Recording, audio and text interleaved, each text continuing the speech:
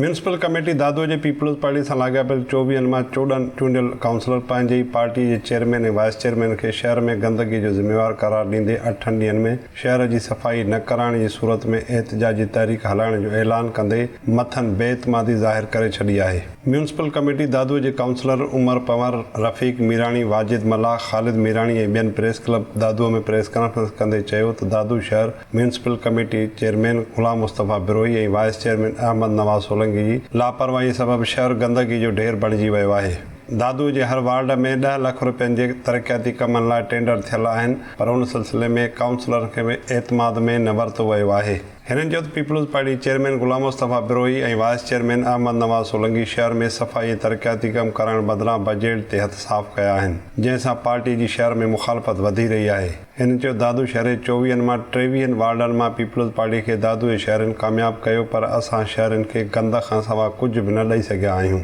हिननि पार्टी क़यादत खे अपील कई संदन एहतजाज जो नोटिस वरितो वञे ऐं 8 ॾींहनि अंदरि शहर में सफ़ाई न कराई त हू रस्तनि ते एहतजाज कंदा।